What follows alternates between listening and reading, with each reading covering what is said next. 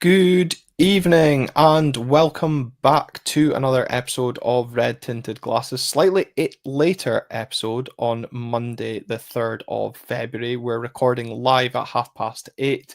Yes, Skokeskar, it is a transfer window special because, Christ Almighty, we need something to talk about because talking about the football right now on the pitch is pretty grim. But unfortunately, Phil, that is what we're going to have to do on the episode tonight. We will look back at yet another defeat in the league as the Dons go 14. Yes, that's right. 1-4, 14 without a win. Sorry, I really shouldn't need to repeat it. It is that upsetting. We will also then take a look at the transfer talk as the window is, I think, 2 hours out from closing as we start this episode. So we'll look at the ins, outs, rumours. Hopefully we don't get caught out by anyone trying us in the comment section because you can even type Ferencvaros in our WhatsApp chat earlier because you were too tired. So I'm sure something could potentially go wrong on this episode Yeah, tonight. I've got my Twitter notifications on before. I'm looking mainly at Sam Gordon. Tries to get smart in the comments, but Yeah, I'll catch out. Trust me. a few folk I'm sure will try us, but we won't be discussing the Dunfermline game on this episode because obviously the potential with those interacting with us here on the live episode tonight, with the reaction to the weekend's defeat and of course transfer talk, we are going to keep the Dunfermline segment separate. So if you do follow us here on YouTube, get your notifications on. Similarly on audio, that episode will come out on Thursday. And we may or may not have already pre-recorded. This is how much we've been up to already tonight. But Phil, I'll let you take the lead on the Hibs segment. Yeah, I was going to say it's very much rinse and repeat for the last 14 weeks now. It wasn't actually Hibs that had me spewing my ringer up on Lothian Road on Saturday night. That was entirely the beer consumed at the rugby to try and forget that Aberdeen existed. Um, but obviously, yeah, two changes made to the squad. I think the one that we all expected was Ruby dropping out after his performance against St Mirren, and Sievert Nilsson also being replaced by Palaver. So were they sort of two changes you kind of expected to see coming into the game at Easter Road? Yeah, I think the Ruby one we discussed at length last time out is the one that we wildly expected to see. There was then also, of course, that transfer talk that he'd suddenly left and was off to Turkey before Scott Burns quickly rubbished that rumor as well. Jimmy Thelin coming out and saying that he's been nursing a few issues and injuries, but would be in the matchday squad. I think the right decision to not start him because I think there would have been a lot of probably targeting from Hibs, although our backline make it incredibly easy to concede, which I'm sure we'll come on to. So yeah, protect him in that sense. And I think from the clips that I've seen from the game as well, Dorrington has had a decent enough game coming in to replace him. And then, of course, we also mentioned last time out with Nilsson kind of being protected from this injury that he's nursing as well. Palaver's as much of a capable replacement and can command that midfield. And again, we command the midfield, but don't really do anything with the ball in the final third. Yeah, no, I think that's really an important point. It's looking objectively, at the statistics, even looking at the game, it was really a case of dominating the ball but doing nothing with it. And I think that's something that's been so common during this run. We just don't seem to be clinical enough, and we don't seem to be aggressive enough to try to get the ball forward. But obviously the first goal went Jesus, Hibs' way. Told you I was tired. I Mm-hmm. can't even get my Edinburgh teams right. Um, but the first goal obviously goes Hibs' way. Kind of a bit of a same old, same old. I almost feel slightly vindicated once again for my hatred of zonal marking. Mm-hmm. Failed to deal with the first ball in. I think it just flies over Rocky Bashiri. I'm not sure if it's And I Aaron think it's Moyle that Josh. Is it Josh Campbell that heads it back? could well have been. It was, yeah, heads it back across goal. No one really quite reacts to it. Papagay in particular seems to not really know what he's meant to be doing. and it falls to Nico Triantis, who puts the ball into the back of the net.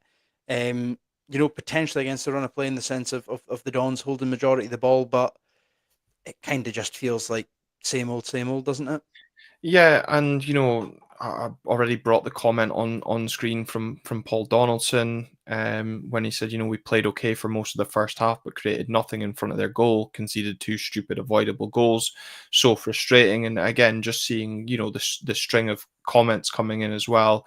Graham Gibb as well saying that thought Hibs were no great shakes. They seemed to be content to sit tight and wait for our mistake.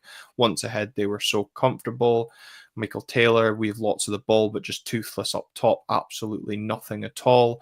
And this is kind of the issue that I've got right now. You mentioned it there, that the goal kind of, from what we read, was against the run of play, and you just need to kind of have a look at the Don's Twitter account where it says, kind of even opening exchanges. Maybe we weren't creating much, but we were holding our own.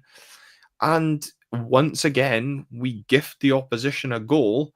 And this is the biggest frustration for me, is that yet again, we are not making teams work for goals. We're gifting them simple goals. And in a team that can't score right now, we cannot be doing that. And as soon as I saw the goal, I knew you would bring up zonal marking, but we've spoken about, does Jimmy need to change tactics, whether that be the formation, the style of play? Does he also need to change zonal marking as well? Because you cannot leave a player free at the back post for a corner. That was such a well worked training ground routine from Hibs. You could tell they'd practiced that. But the other frustration for me, and it's a huge frustration at set pieces as well, is there was nobody on the post. Alexander Jensen, I think, as soon as the ball goes to the back post, kind of drops into the middle of the goal. I'm not blaming him at all, because I'm assuming that's the role that he was given.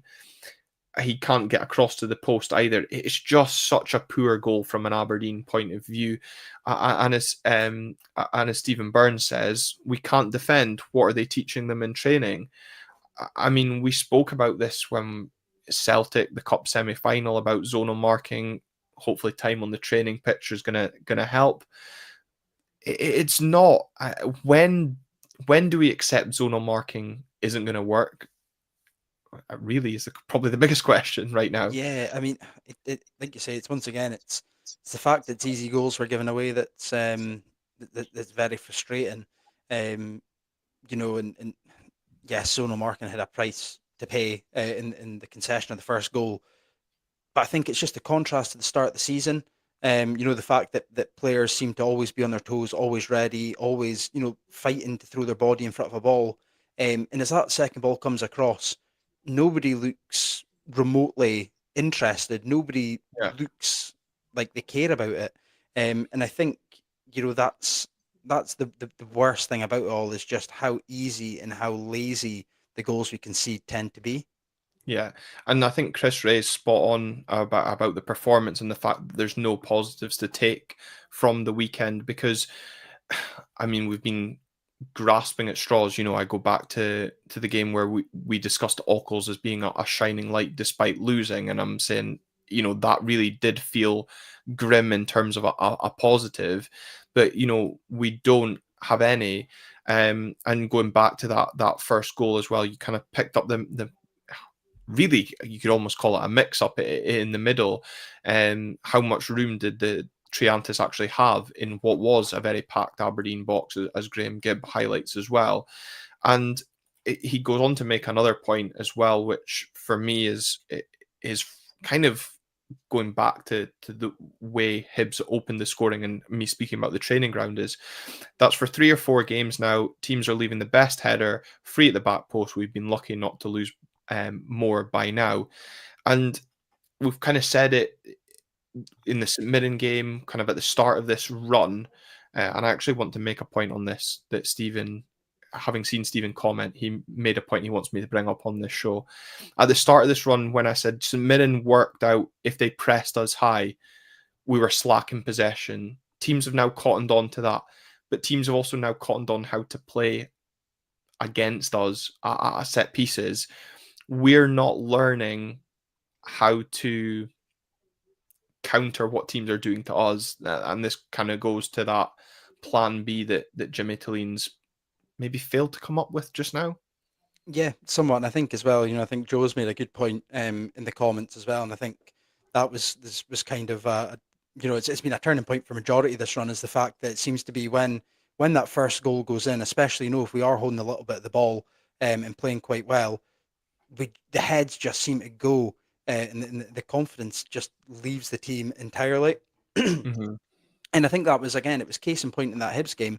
We conceded that first slack goal in the nature that we did, despite dominating the possession and still, being the better team for the remainder of that first half, to then go on and concede really just another slack goal once again, because I think, especially defensively, those wobbles come up and it just seems to seep across the entire back line. Nicky Devlin, who's so often been one of the more consistent performers in this Aberdeen side, especially early on in the season. I don't know what's gotten into him recently, but just Mm-hmm. totally loses Nicky Cadden at the back post. Yeah. Which, with a player like him who does have an eye for goal, you can't really afford to do. Yeah, and I think we'll come on to that second goal because our defensive line is absolutely horrible. But for those obviously listening to the show and can't see the comment from Joe, he says, "How many games in the last few seasons where we've looked the better side have we then conceded softly and suddenly looked devoid of confidence?" And I think it is an excellent point from Joe because it does feel, certainly just now in this run that we're on, that first goal is so important to this team from an Aberdeen point of view, where if we get it, we have something to hold on to. But as soon as we concede, obviously the frustration then seeps out from the stands, and we're like, oh, for fuck's sake, here we go again. But also the players seem to kind of have that feeling as well. And the heads, in my opinion, do go down. And to kind of go back to one of that points where we spoke about zonal marking and then the tactics, I think Chris Ray also makes a good point because we're going to speak about Jimmy Tillin's comments, and if people want to blame the manager, players, whoever right now, Chris comments of saying it doesn't matter whether it's zonal marking or man marking, it's down to the players implementing that tactic, and they're not. It's not just defending corners, it's our general knowledge of defending. I think, again, similar point to what Stephen made earlier. In almost, it's actually not just our general knowledge of defending. Right now, it feels like our general knowledge of finishing, passing, and ability to play football right now. I don't know how much we can put this on the manager because he was getting a tune out with him in the opening 2 months, as we've said. Something has gone wrong, but ask an Aberdeen fan what, none of us can tell you what. Yeah, and I think especially like I said, conceding that first goal, there just seemed to be no reaction, and I think that was the concerning thing. We're already playing poor enough as is, um, as a whole over this sort of spell, um, but the fact there just seemed to be no reaction and no sort of real change to what they were attempting to do, Mm-hmm. um, was concerning. Yeah, and it is. I think Sam's made a point as well that Vitamin T put on Twitter saying his point on Twitter was that we've become a reactive team instead of a proactive team, and I think in the early, you know, period of Jimmy Thelin, or the honeymoon period as I'm going to call it now, we were proactive, in making the changes when the game was stale and he could see things. And I think it was you that said everything he touches turns to gold. Um, Sam goes on to say attack, defend, doesn't matter. We're waiting for the opposition instead of going at them. And it does feel like that there isn't that front foot Aberdeen that we were used to in August and September. And it is bitterly disappointing. But I made the point where I said if you ask most Aberdeen fans, they might not have an answer to what's going wrong. Connor Flash makes a point where it says, do you not think our injuries and the need to play new players whilst they're quite rusty, certainly in, I guess, maybe in the case of Christers Tobers, who's building his way up to match fitness, I'd be interested to see what other players we're going to class as rusty, because I don't think we can aim that at the likes of Nielsen and Keskinen.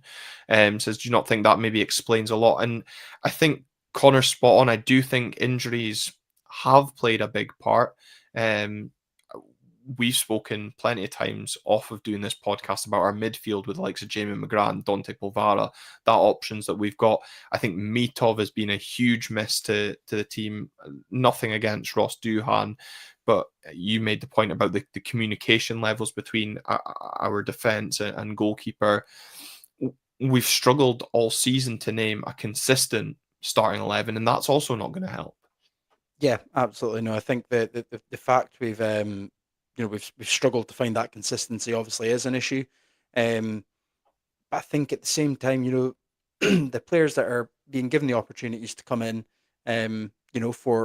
for the players that are either out injured or when the squad does get rotated, have to do a lot more to really nail that space down. Like say they can see we're obviously spending money to bring in replacements.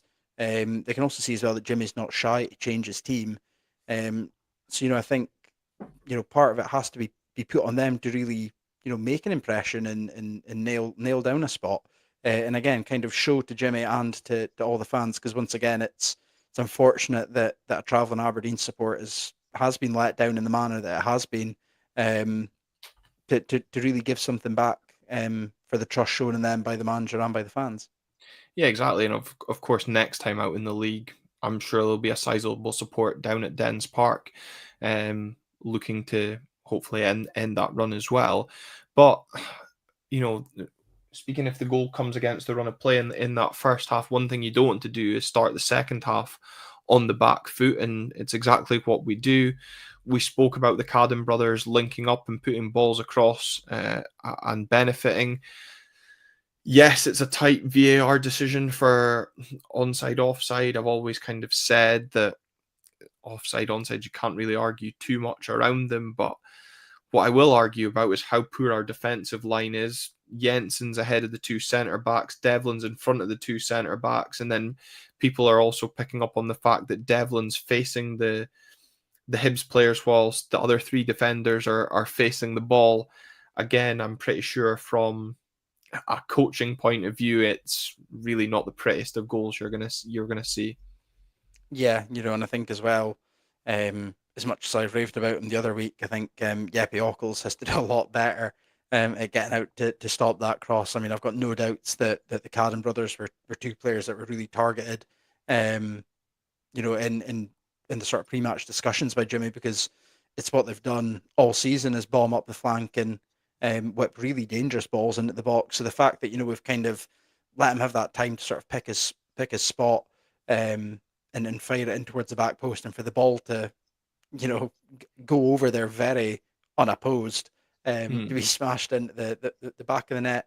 It is frustrating because again, it's a cheaper goal to concede once again. Yeah. Um, it's one of those things at the start of the season. We were so good at defending the box, like I say, players throwing their bodies in front of everything, heading things out at any opportunity they got.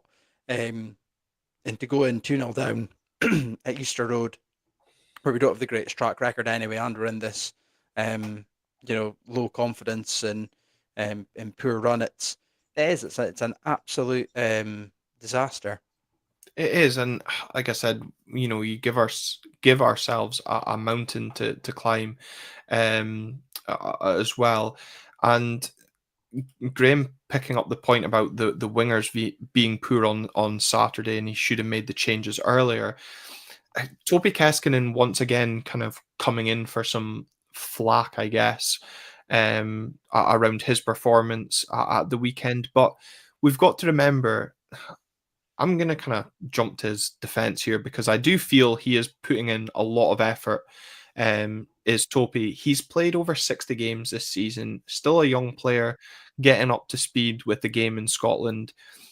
I think, if we had strikers scoring, probably his performances or kind of maybe lack of finishing in the final third wouldn't be kind of coming under so much scrutiny. Um, but yeah, your thoughts on Topi right now? Because as I said, he is coming in for a lot of criticism on social media anyway. Yeah, no, I mean, I think it's an unfortunate position that he finds himself in. the price tag that's come with him. It's something that carries an expectation when you play at Aberdeen. It's especially for these days. It's not very often you see £1 million player outside of really the old firm. So that does kind of bring that expectation that he should be producing off the bat. But he has been one of our more productive performers, or one of our more positive performers. Um, you can't fault him. I mean, I think it's everything we've wanted out the wingers, driving at the fullback and trying to get to the byline. Backs himself for a shot, although it's sometimes maybe not always um, maybe not the correct decision to make. Um, Mm, but he's at least trying to get stuff to come off, and I think with that little bit of experience and potentially getting onto the left hand side, um, might change the fortunes in that sense. But I do think it's kind of hard to single him out mm. as someone that isn't given their all, because I think he is a player that really is trying to do something. Yeah, and yeah, like I said, he does try. Maybe does need better boots to stay on his feet from time to time, as well. But does well in terms of trying to create something. Um, I know Andy B's making the point about the second goal was probably from our wingers being too high up the pitch and not getting back to stop the cross. I'm not strictly blaming the back four for that second goal. It was just a photo that I saw this morning on social media of the kind of line that our back four was in.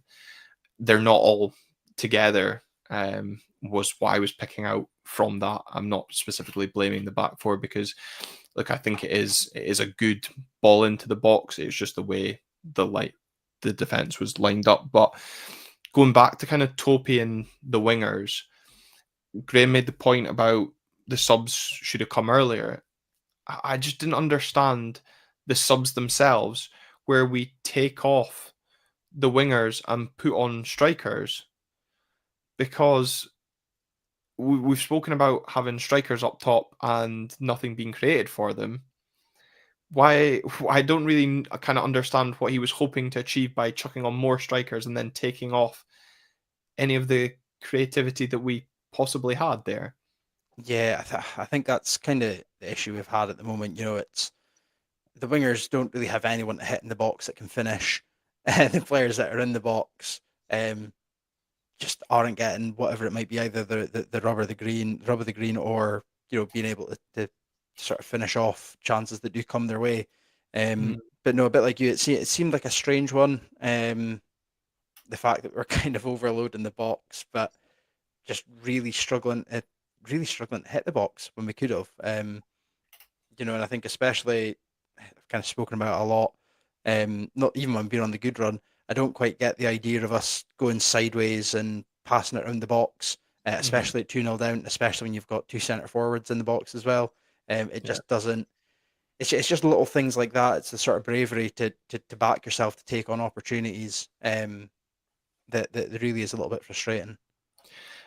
It is frustrating, but I think there is that kind of mental block just now. If for those that maybe watched the Arsenal Man City game yesterday and saw the mental block that was probably going through Kai Havertz in that first 45 minutes, I feel like our entire strike force is going through that.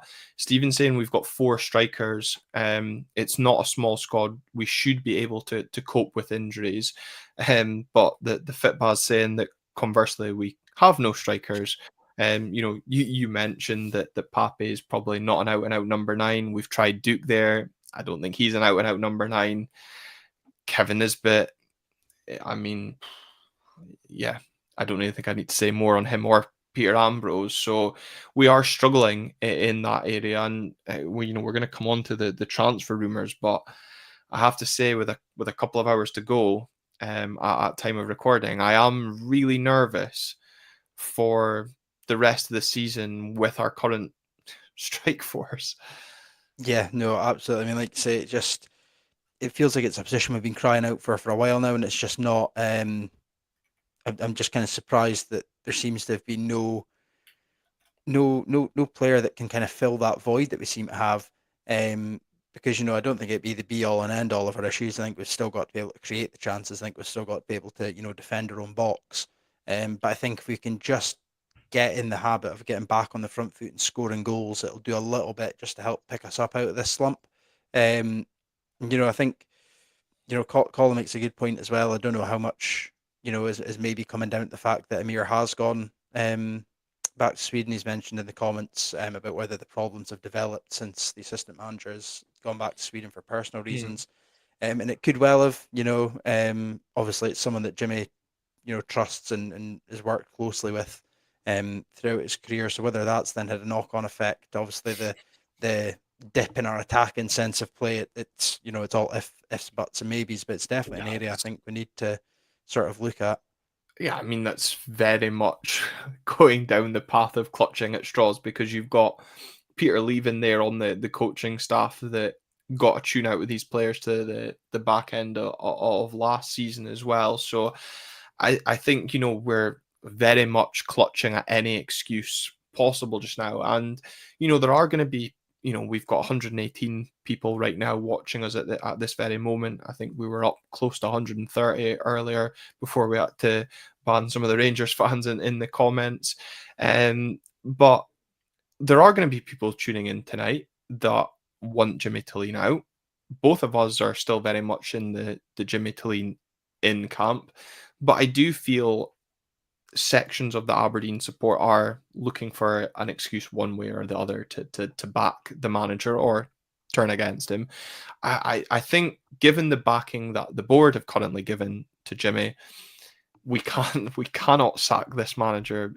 It would just be unfathomable, I guess, at this point in time. But I did laugh at the comment that the Fitbaz said is, has the club stated what the end of the 3-year plan is supposed to look like? And again, unfortunately, this is the way that the football and fans work, is that 3-year plan is going to be something that the club have to stay strong on. But conversely, Jimmy Thelin has to start delivering results to work towards. Yeah, absolutely. And I think when we're on a spell like this, that 3-year plan feels further and further away as the days go on. But um, we could probably speak more about the game and regurgitate the same things we've said for 14 weeks now. Everything seems to be so parallel. And it's interesting when you say sort of Jimmy has to kind of find the results, but when you look at his post match comments, Yeah. it's interesting to see how much of that, not necessarily blame, but Mm. how much of that onus on finding those results moves on to the players on the pitch. I've seen, obviously everyone will have seen the sort of discourse on Twitter regarding Yeah. Jimmy's comments. Some people perceiving it to be him throwing the players under the bus. Not really the view that I'm taking. And then obviously the sort of same statements made about when a player publicly, a coach publicly sort of criticizes, potentially in inverted commas, Yeah. his players never normally ends well, and the writing tends to be on the wall. Um, Hmm. but similar to what we've said for weeks now, Jimmy's saying that we have to stop losing games the way we have, the basics and responsibility 50-50s. They're just nowhere near the standard, and they need to change quick or we could be in trouble. And I Hmm. think those sort of comments are really telling, because it's the exact sort of things that we're all seeing on the pitch. Yeah, and like I said, I can understand those of the mentality about turning things around. Um, but as Kirstine McKechnie says, Jimmy does have a proven track record of turning things around. He's shown that at Elfsborg. And I think, what was quite telling was there was a comment from an Elfsborg fan underneath Jimmy's post-match comments, I think it was on the Aberdeen Twitter page, where it said, "Look, our first season when he was manager wasn't pretty. We picked up the most bookings, and I think we average a yellow card per 3 fouls, whereas Celtic currently average a yellow card per 9 fouls to back that point up. But we stuck with him and he turned it around. It's so easy to sit and say like we'll stick with him and he'll turn it around because come back to me about 3 o'clock on Sunday if we're knocked out the Scottish Cup I might have something completely different to say. But, it's really fascinating, seeing the different opinions in the comments. Mostly I'm going to bring up the positive ones just because if there's any media listening and they can think that we're all behind him. But, Skokes are saying the fact that we're 2 points off third in February, we would have taken that before the season started. Anyone who says no is full of it. Kevin Blanchard saying in Jimmy that we trust. But I will go for a caveat on that as well. Stephen Burns put in a comment as well saying, is the league position covering up like the run that we're on? And the comment that he made to me earlier in the day was, how much can we stop looking at this as a run as a whole and focus on the manager? When does this become on the team? And I guess that kind of takes us into those comments that Jimmy made about the players, the standards, and the expectations that should be set at this football club. Yeah, no, exactly. I mean, it is tough. I think that, as Jimmy had said, when you sign a contract at Aberdeen, whether you're a player or you're a member of staff, there are high ambitions, and it's your responsibility um, to basically live up to it and show that you're going to fight for that. And potentially, as I said before, football is a results based business, and it's a league position based business, and potentially the fact that we are still sitting in fourth despite this run, Yeah, um, maybe shows how poor the rest of the league have been, and that we should absolutely. have been performing better than what we are. But it potentially is kind of covering that up, as much as there has been outside chat, even some sort of within the fan base, about sort of crisis um and the sort of trouble we could be in. I think it's important to make sure we kind of stick with Jimmy and give him the chance to basically bring the best out of the club, as we saw in the first few months of the season. Yeah, and he has to be afforded that chance to turn it round. Graham's right in his comments saying that bottom line is results dictate if a manager gets sacked or not. And some people will say that managers, Aberdeen managers more specifically, have been sacked for less than what Jimmy's done. And obviously, as we've said, he is living off the start to the season, living off that 3 year project. And Stephen McPhee Music, of course, who created our lovely intro. For those of you listening on audio, said that Fergie's new manager bounce lasted a season at United. Then they finished mid-table for 3 years before it finally clicked. I don't think our fans have the stones for that, but I trust Jimmy. I fully agree. I don't think our fans do have the stones. To put up with mid-table mediocrity. This is why I place a lot of importance onto the weekend, because I do think if we can go far in the Scottish Cup, we can almost get away with the league position. But taking away, obviously, the upcoming cup game, and you mentioned the fact that we're just 2 points off of third. If you want to get ahead of ourselves a little bit, we've got a trip to Dens Park upcoming, and Dundee United play Celtic that weekend. There really is nothing stopping us finishing that weekend back in third place. Yeah, and again, I think as I said before, it just comes back to the topsy turvy nature um, that this season's been, and the fact that arguably the quality really hasn't been that good. Looking back on last season when we went on terrible runs, it had us down in a relegation scrap. Mhm. The fact we've gone on this run and it's really only affected our league position by one or two places um, is just absolutely mind-boggling. And like you say, the fact we could, go to Dens, because I believe Dundee United aren't playing till the Sunday, Mhm. potentially be third for 24 hours is just yeah, that very, very odd, and like you say, it just adds more and more to this weird season. Yeah, and I think Callum's made the point before in his brief spells on this podcast over the last few months, but Ashbrook House reiterating that point, and I think is absolutely spot on. I think if the wins and losses were evenly split, we would be fine with Jimmy. It's the extreme run which makes it look bad, is what they say, and I think that is spot on, because our season is just mental. Like, when have you ever seen a team win the amount of games we did at the start of the season and then not win as many as we've gone on to? I do think, as Ash Brookhouse says, if it was evenly split, nobody would be batting an eyelid that we're sitting in fourth right now. Yeah, exactly. And I think it's like you say, it's exactly that. I don't think anyone expected us to go on the run we did at the start of the season, and conversely, no one is really expected or should be accepting the fact we've gone on this run now. Um, and like you say, it's a results driven business.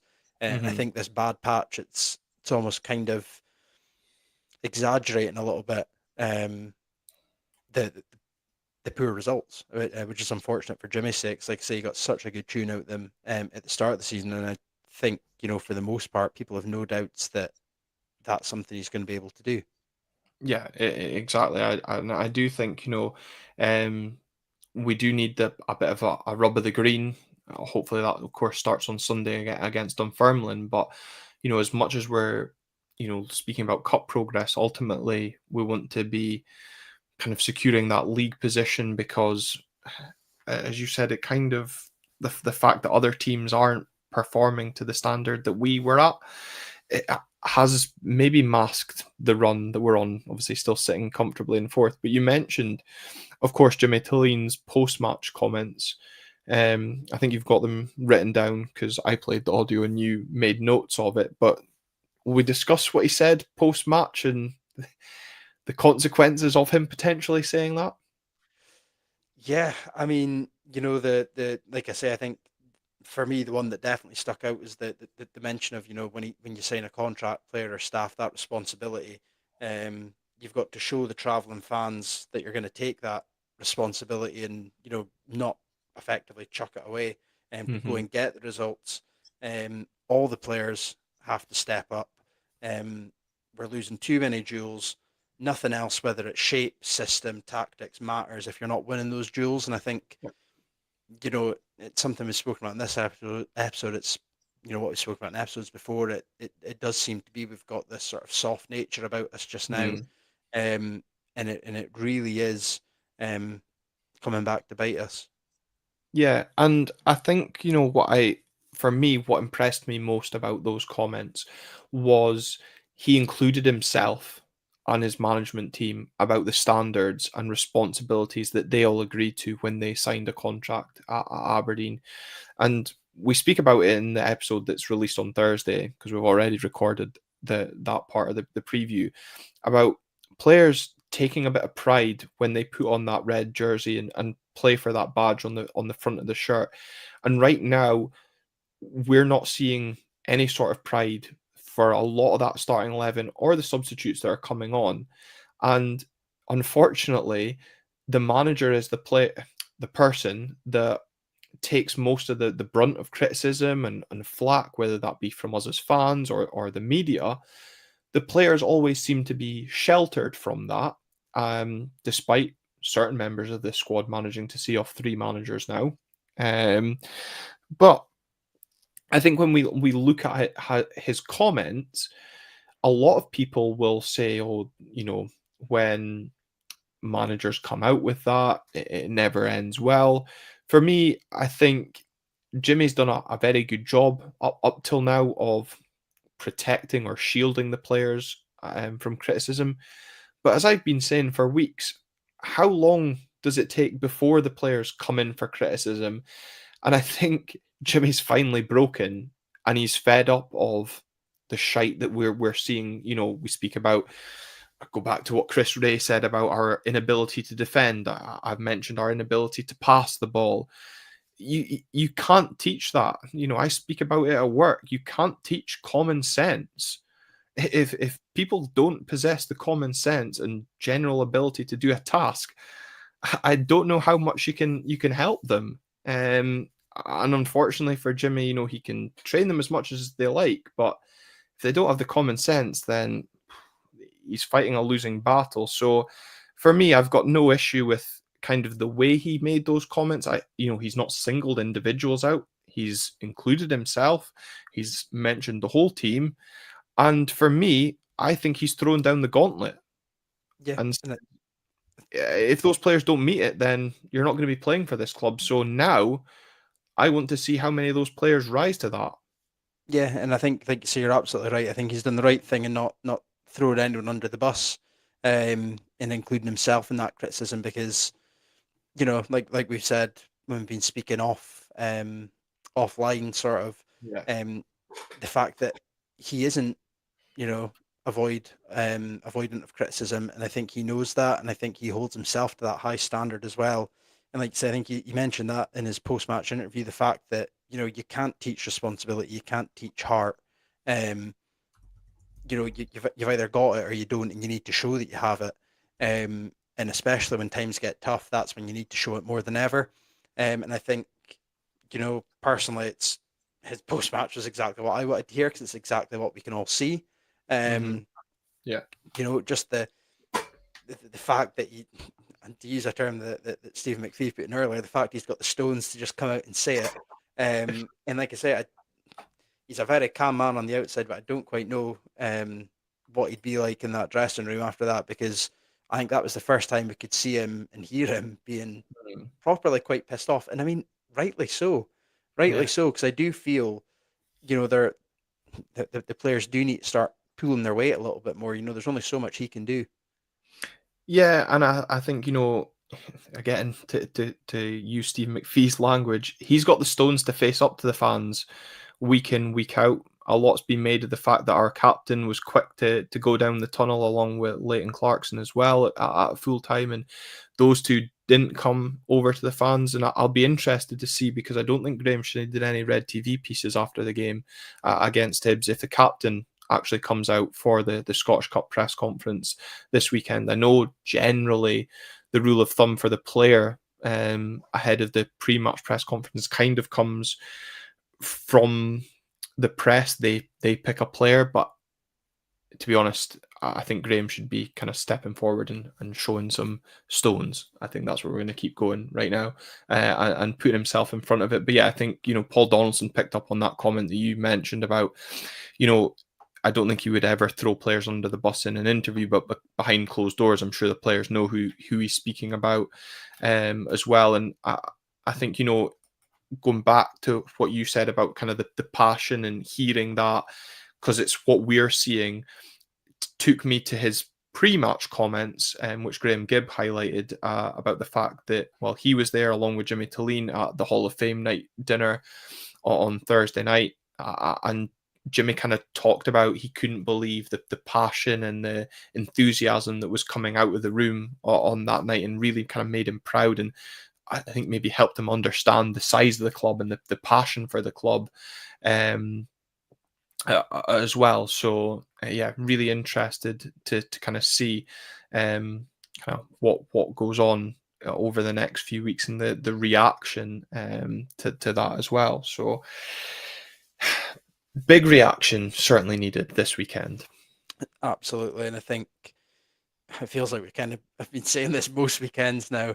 That it's a big weekend, and it's the players need to come out and show that they can get themselves back on the bus, on the horse. Jeez, God, I told you my mind was gonna be mush tonight, Well, Glenn. there'll be a few players on the bus out at Pataudry if they don't get back on the horse. Well, I was about to say that my phone keeps on picking up between the comments in the group chat about Duke looking like he's potentially away as well. So I mean that's a nice segue into some transfer rumors at least. I can't sit and act like I know anything about this Duke deal. I'm just picking up what you're saying in here. So if this is like the start of the episode where we say everyone's pulling their leg, then that's very, very cruel. So yeah, be interesting to see if he's joining Angus MacDonald as a confirmed D party today. Yeah, so let's start in that, because Ashbrook House did say, I hope I've got the breaking news banner at the ready.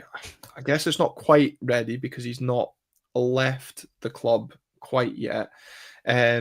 But yeah, Anthony Joseph from Sky Sports, thank you to Keith for sending me the screenshot, so I do know that folk aren't actually taking the piss out of us.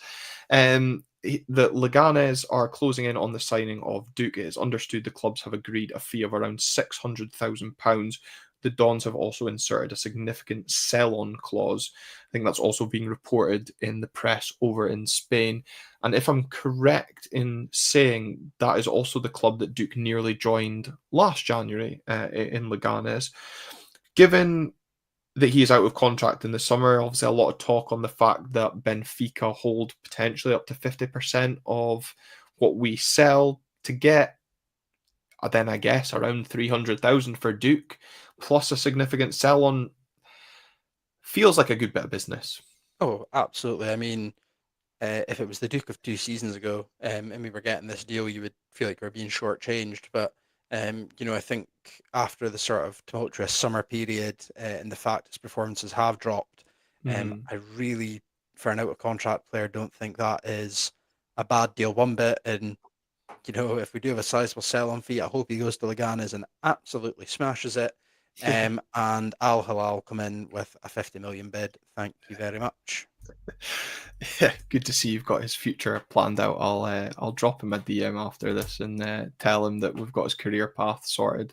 And I tell you, if he does sign for them and go straight into the squad, it'll be Duke versus Kylian Mbappe on Wednesday as their next fixture is a home Copa del Rey quarter final to Real Madrid. Before they play Valencia at the weekend. So that'll be an interesting one to see how he gets on as well. Someone's also mentioning a name that Ewan Stewart dropped in, and I didn't trust Ewan at all that he wasn't taking the piss. But now that I've seen it twice, I'm maybe going to Google it just to double check the facts. But on departures as well, we'll stick on that just now. Angus MacDonald also confirmed as leaving the club, so our squad's got a lot less sexier now that Angus has left. I'm sure there's a few of our female fans mourning the departure, as I'm sure the community trust are on a more serious note, because he did do a lot of good work as an ambassador for the community trust. No club as yet for Angus, although talks yesterday were pairing him with a move to Exeter City under Gary Caldwell. But look, it didn't work out for him this season. But for me, goes with my best wishes anyway. Yeah, no, absolutely. Like you say, I think it was unfortunate that he didn't seem to be able to get himself back into the team. Earlier on, the sort of the season when he first came in with him and Pollock at the back, I think a lot of fans will remember how solid him, Pollock, and Scales were at the back during that run under Robson's interim tenure. So absolutely goes with, I think, the best wishes of everybody. Maybe the performances haven't quite been there this year, but the Helsinki, as Sam says, the Helsinki Screamer, I think will live fond in the hearts of us all. Yeah, exactly. And that was definitely a highlight of that Helsinki trip. What a trip that was. Honestly, it's still a place I can't wait to go back to as well. As I said, Duke potentially coming up against Real Madrid. Paul Donaldson saying, who fancies Leganes versus Girona in April? The Duke versus Miovski reunion. It'll be like when Um, Royce and Lewandowski played each other for, for Dortmund and Bayern. It's going to be an emotional one. yeah. One move that won't be happening this window or certainly in the future is Lyle Cameron. He has agreed a pre-contract with Rangers, and certainly from what I've heard, and I think a few others as well, maybe a little bit surprising given that Aberdeen matched the wage offer of Rangers and also offered him a longer contract. But obviously keen to warm the bench at Ibrox rather than play minutes for us. Each to their own, I suppose. But one signing that has been made, and me and you have gone on to murder his surname in the episode that's coming up on Thursday and then practice it before doing the live in front of a larger audience. Mats Knutsers is signed, I think we've still murdered it, has signed on a That's right, Sam. 2.5 year I'm deal. just going to take a very Aberdonian stand and just call him Matt Noster. Not even going to give an attempt to do the little Dutch throat thing. Signed a 2.5 year deal from Ferencvaros, or Ferenc Extra as you called them earlier. Hasn't played 90 minutes or any football since October, but coming in to further strengthen a defence. The only thing I kind of took from the signing of him was what it potentially means for Dorrington, obviously coming in on loan. We've now got three centre backs that are our players going into next season. I wonder if Alfie's thinking, what's going on here? Yeah, it's I think we were sort of maybe worried about Angst's future before. Obviously that's now sorted out.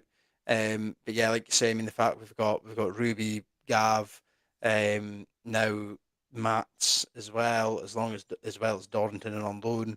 Um, it'll be interesting to see sort of how we do sort of potentially line up at the back, whether it is a change of shape or something different. Um, but yeah, maybe we're just gonna go all out and try and find the one solution that's going to stop us leaking goals. But left-sided centre half, whilst Malloy's out injured, I think Mm-hmm. this is certainly something that's probably going to come as no surprise. Like I said before, don't really know too much about him, but in the sort of quick research before coming live, has played through the sort of Dutch youth system at international level, so surely can't be too awful, right? Right? Can't be worse than can't be worse than what we've got so far.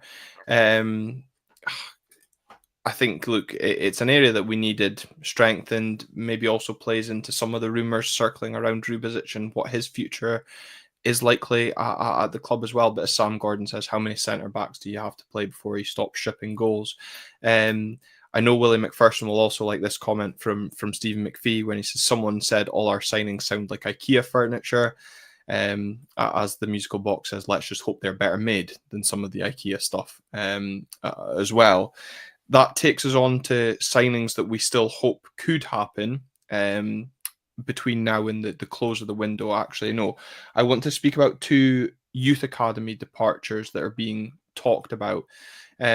Because again, a lot has been made about our youth academy and certainly the pathway that DNA is funding, yada yada yada. But disappointing to read that the Dons look set to lose out on two other talents potentially today.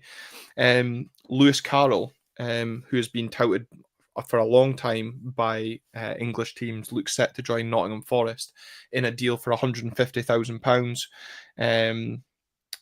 I know there's been a lot of uh, vocal criticism of the lack of pathway for young players from certain youth academies parents. I won't go into too much more. And Timmy Akindelaney, as we mentioned on a previous episode, also looks set to depart the Dons despite just signing a contract with us 18 months ago. He looks set to join QPR, as has also been widely rumoured. I mean, I guess you could look at it two ways. Great to get money for these players, but disappointing not to see them have a pathway into the first team and them, as you said before we came live, playing lower league English football and probably like that under 23 league, and what first team opportunities are they going to get down there?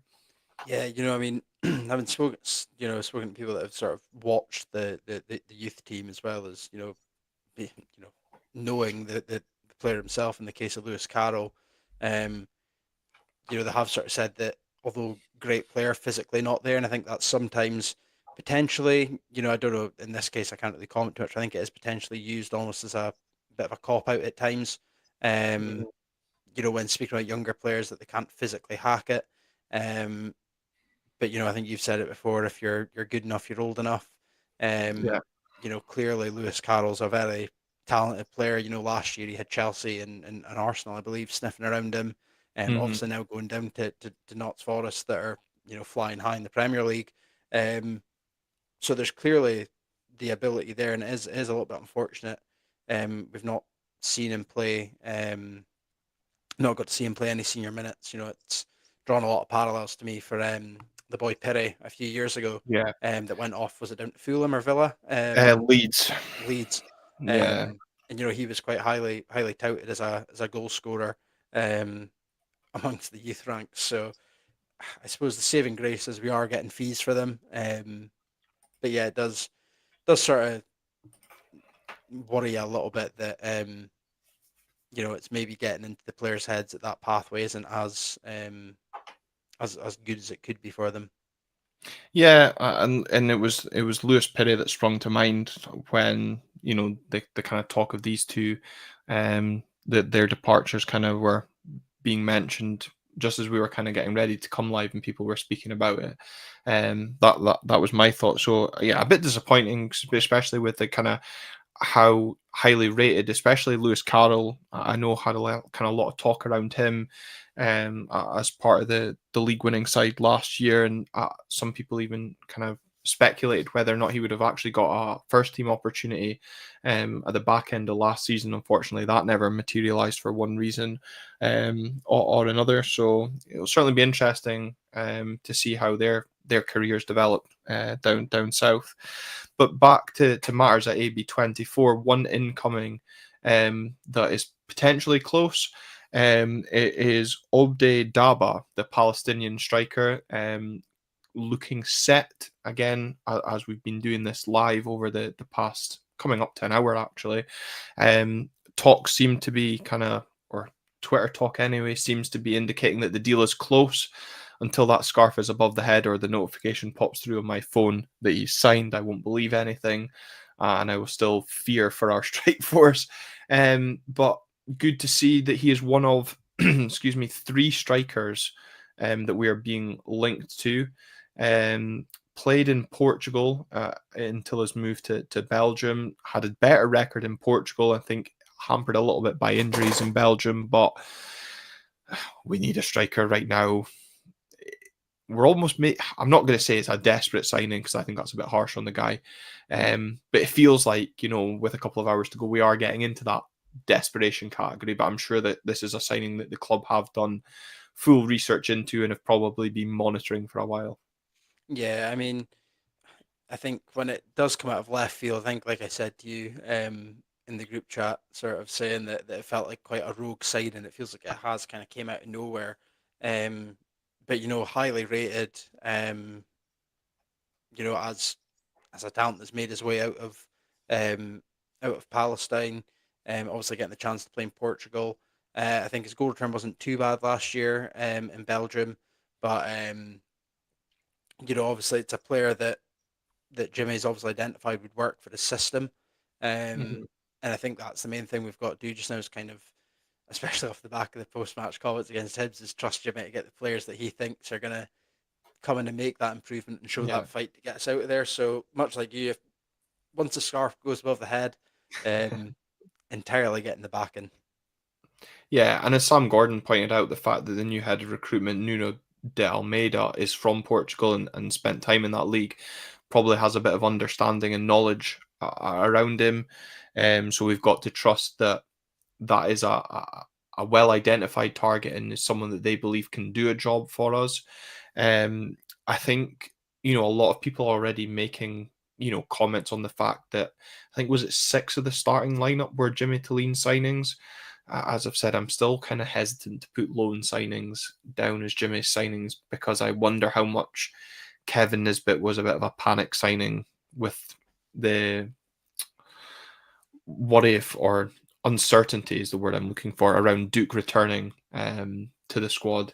Interesting, there was a comment from Danny, Mackay earlier about the return of Duke coinciding with our slump in form, and I think linking the two for me feels harsh, um, but I'm sure we'll easily draw parallels. Now, there was talk when we were, well, since we have been live, the first one was the one that you and Stuart put in. And as I said, as a friend of both of us and warning people not to catch us out, I did not take his comment seriously until somebody else mentioned it. So the first name to be mentioned as another potential striker coming in is young PSV striker Jesper Unichen. Um, we're really going Dutch, so there must be a good deal on KLM flights from Amsterdam tonight. Um, Currently playing for Young PSV in the Eerste Divisie, has 8 goals in 22 games this season.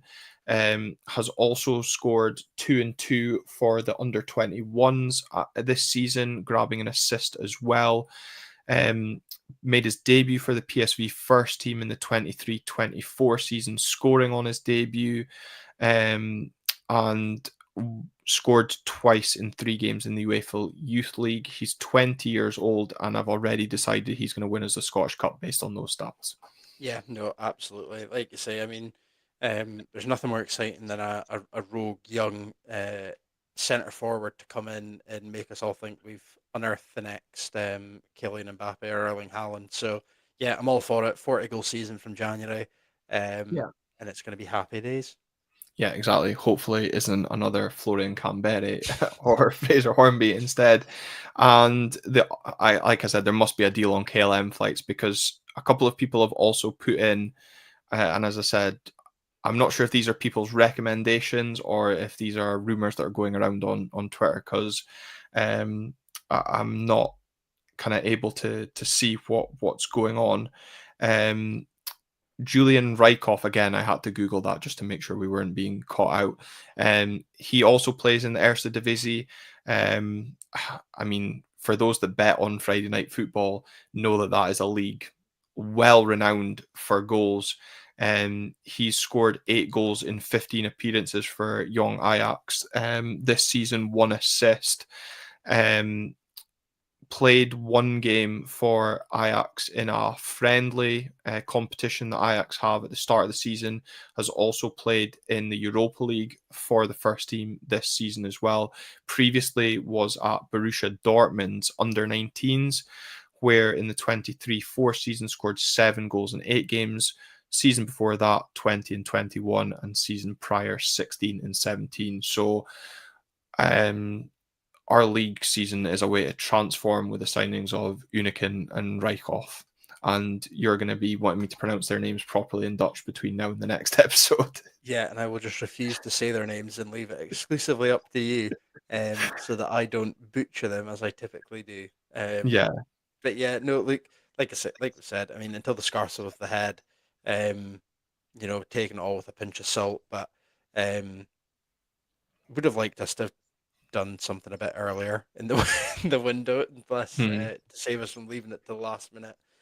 Yeah. Um, but And like, at least it's something a bit exciting and positive to speak about for a change. yeah, or as Matthew McInnes says, not believing it because it's come from Agent Alba.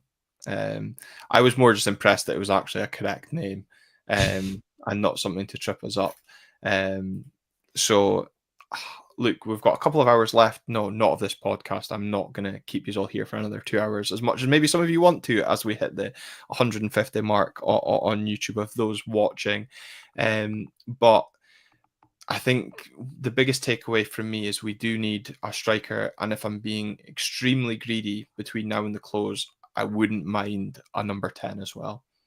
Yeah, no, I'm absolutely with you. Like I say, I think when things are as poor as they are at the moment, new signings aren't going to fix the team immediately, but at least it does a little bit to kind of switch the mindset a little bit and try and get a little bit more positive and excited Yeah. going into upcoming fixtures. Hey, look, we need something to be positive about. Um, I'm just gutted that Calum's not here to get excited about transfer deadline day, but he's getting to fulfill his yellow tie dream, doing radio work with Original 106, as well, and live out his Jim White dreams. So hopefully, there is at least one more incoming, and you never know, we could actually see an outgoing, of course, with that, depending how that Duke deal progresses. I guess speaking of the up top options, if Duke does depart and Daba comes in, um, I feel there's a duck duck goose joke in there that I'm going to have to come up and think about. It just feels like we're going one in, one out, when really we were talking about adding to that area. Yeah, I mean, well, first and foremost, you could use your duck duck goose for Angus and Duke both Angus, departing. damn it, Missed a yes, trick there. yes. But yeah, no, like I say, I think obviously I haven't really had any time to have a look at the sort of social media stuff just now about the Hmm. two Dutch strikers. But if Duke is away and we're bringing in Daba, obviously from Belgium, and the two Dutch boys, I mean, you could then argue we are adding. Um, Adding to that sort of forward area. Obviously, already brought in the likes of Ockles as well um, earlier on in the window. So I do think there is the sort of chance that we're still going to improve and add numbers there. So um, yeah, keeping the faith until I wake up tomorrow and probably see nothing's happened. But we'll cross that bridge when we come to it. Yeah, I'll not like as soon as we finish recording, I'm just going to sit and refresh Twitter for the next 2 hours, whilst I upload this episode to audio for folk to listen back to. Like I think, yeah, that's what most of us will be doing. As I said, we've already recorded our Dunfermline Cup preview because we could sit here and speak about that cup game for the next half hour, and then I know fine well as soon as I end this recording or this stream for those watching live, we're going to announce a striker or we're going to announce another signing. So we could genuinely be here till 11 o'clock. But I do want to say thank you to, as I said, we've been holding at 150 for a while. So all of you that have stayed with us for the past hour and continue to support the channel through the slump. From myself and Phil doing these live episodes, and we do really appreciate the support. And what's been really great on tonight's episode is seeing the level of interaction throughout in the comment section as well. So yeah, just a huge thank you on that, and of course obviously those that do support this podcast on an audio platform as well. Make sure you do have your notifications on for Thursday when the Dunfermline Cup preview episode will be published. So we'll get that out to you to give you a cup preview, and you can hear me murder the Matt Knutzer's name for a second time this week. And yeah, enjoy that episode, and we will be back next week with reaction to the cup game at the weekend. Hopefully progression, maybe some more analysis on the signings as well, and of course then previewing the upcoming game against Dundee as we head back to league duty, looking to end that run of 14 games without a win. So thank you all for joining us here on Monday night. We'll see you next time.